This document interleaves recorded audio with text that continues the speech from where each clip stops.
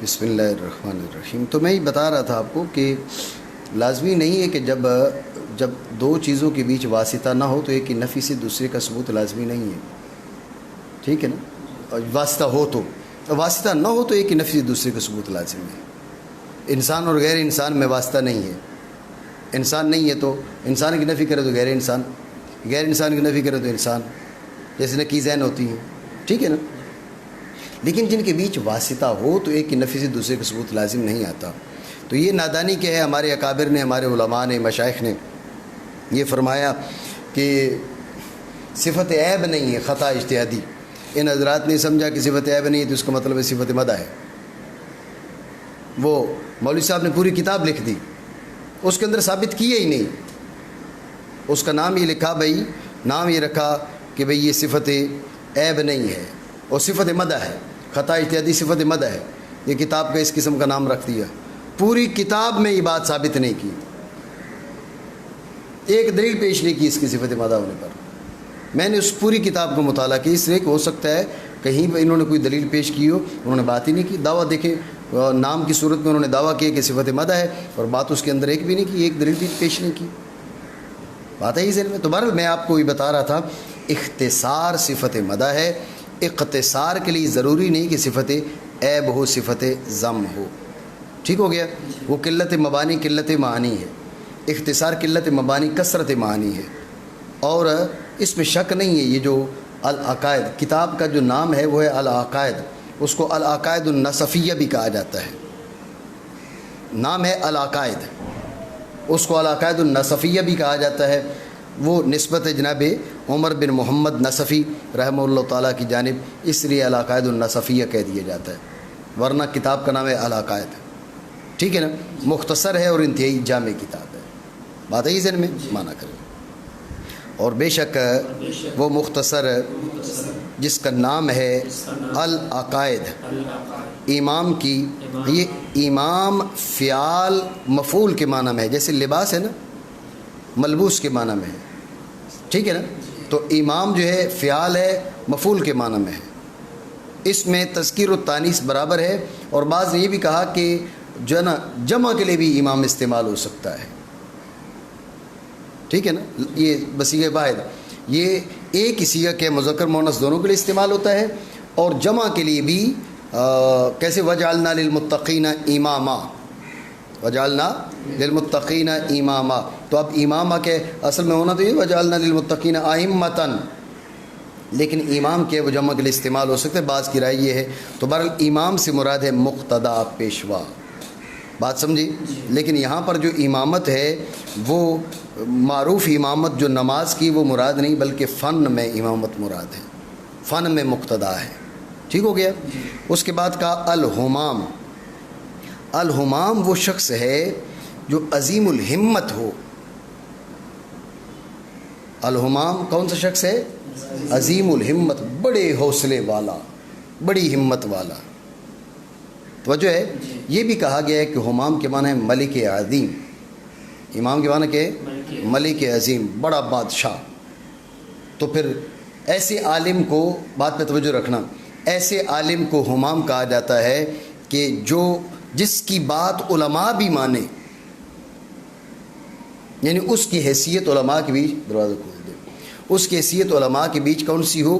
اس کی حیثیت علماء کے بیچ بادشاہ جیسی ہو. جیسے بادشاہ ہے اس کی بات مانی جاتی ہے، اس کی بات کو تسلیم کیا جاتا ہے، اسی طرح کیا ہے اس کی بات کو بھی مانا جاتا ہے، اس کی بات کو بھی تسلیم کیا جاتا ہے. بات سمجھے نہیں؟ ٹھیک ہو گیا. امام، ہمام، قدوہ. قدوہ یہ اسوہ کی طرح ہے، لفظاً و معنی.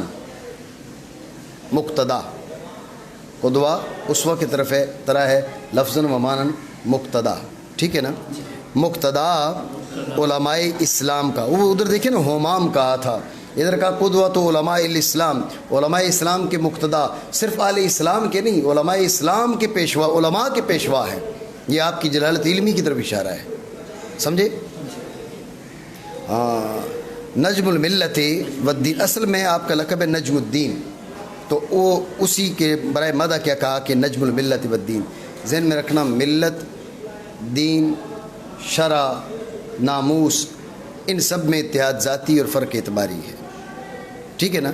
شریعت اس لحاظ سے کہ اس کو جمع کیا جاتا ہے کتابوں کے اندر، اس کو لکھا جاتا ہے کتابوں کے اندر، یا اس پہ جمع ہوا جاتا ہے، یہ ملت کہلاتی ہے۔ اس لحاظ سے کہ اس کی اطاعت کی جاتی ہے، دین ہے۔ اس لحاظ سے کہ ذات باری عزت اسمہ نے اسے مخلوق کے لیے ظاہر فرمایا، تو اب اس کو شریعت کہا جاتا ہے، ٹھیک ہے نا۔ اس لحاظ سے کہ اللہ رب العالمین نے اسے ناموس یعنی فرشتے کے ذریعے نازل فرمایا، اب اس کو ناموس کا اس پر اطلاق کیا جاتا ہے۔ ملت، دین، شرع اور ناموس، ان سب میں اتحاد ذاتی فرق ہے۔ ناموس کے اور بھی الفاظ معنی ہیں، اس مقام پر بات کر رہے ہیں۔ ناموس کے معنی حرمت کے بھی آتے ہیں، ذہن میں رکھنا، حرمت کے، مقام کے، مرتبہ کے، ٹھیک ہے نا۔ ہم جو کہتے ہیں ناموس رسالت، یعنی حرمت رسالت، احترام رسالت، سمجھے بات کو۔ تو ناموس صاحب سر خیر کو بھی کہا جاتا ہے، جیسے صحیح بخاری شریف میں آپ کو میں نے بتایا تھا، صاحب سر خیر، ٹھیک ہو گیا۔ نجم الملت والدین عمر نصفی، آپ کا نام ہے عمر بن محمد نصفی رحمہ اللہ تعالیٰ۔ تو 5ویں صدی میں آپ پیدا ہوئے، 471 ہجری میں، اور 537 ہجری میں آپ کا وصال ہوا۔ 471 ہجری میں آپ پیدا ہوئے، 537 ہجری میں آپ کا وصال ہوا۔ تو یہ ذہن میں رکھیں گے کہ آپ صاحب ہدایہ کے شیوخ میں سے ہیں، عظیم۔ آپ فقہی لحاظ سے بھی، فروع فقہ میں تو اصول میں جو ہے وہ آپ مقلد ہیں کن کے؟ امام ابو منصور ماتریدی رحمہ اللہ تعالیٰ کے، آپ ماتریدی ہیں، ٹھیک ہے نا۔ اور باقی فروع فقہ میں آپ حنفی ہیں، لیکن مجتہدین میں سے ہیں، صاحب ہدایہ کے بھی شیوخ میں سے ہیں۔ صاحب ہدایہ کا شمار بھی مجتہدین میں ہوتا ہے، اصحاب ترجیح میں ہوتا ہے، سمجھے بات کو۔ اور یہ جو ہیں یہ صاحب ہدایہ کے بھی شیوخ میں سے، عمر بن محمد نصفی رحمہ اللہ تعالیٰ، بات سمجھے، معنی کریں۔ عمر نصفی رحمہ اللہ تعالیٰ کنا اعلی اللہ درجتہ فی دار السلام، اللہ رب العالمین ان کا درجہ دار السلام میں بلند فرمائے۔ دار السلام سے مراد ہے جنت۔ اسے دار السلام کیوں کہا جاتا ہے، اس کی کئی وجہ بیان کی گئی ہیں۔ ایک یہ کہ سلام ہے اسم باری تعالیٰ، جب سلام ہے اسم باری تعالیٰ تو دار السلام اس لیے کہا جاتا ہے، جیسے بیت اللہ اضافت برائے تشریف، ٹھیک ہے نا، بیت اللہ دار السلام، ٹھیک ہو گیا۔ ایک وجہ یہ بھی بیان کی جاتی ہے کہ فرشتے وہاں پر آ کر انہیں سلام کہیں گے، سلام علیکم، ٹھیک ہے نا، یہ آ کے ان سے تخاطب کریں گے۔ تو چونکہ جنت کے اندر فرشتے انہیں سلام کریں گے، اس وجہ سے دار السلام، یہ ایک دوسرے کو سلام کریں گے، اس لیے دار السلام۔ ایک حدیث میں یہ ہے کہ ذات باری عزت اسمہ بھی انہیں سلام کہے گا، ذات باری تعالیٰ کی طرف سے بھی انہیں سلام کہا جائے گا، اس لیے دار السلام۔ دار السلام کہنے کی یہ وجہ بھی بیان کی گئی ہے کیونکہ وہاں پر سلامتی ہی سلامتی ہے، وہاں عیب نہیں ہے، نقص نہیں ہے، نقصان نہیں ہے، خرابی نہیں ہے، بات سمجھے۔ اللہ تعالیٰ بلند کرے آپ کا درجہ دار السلام میں۔ آگے پھر پڑھیں۔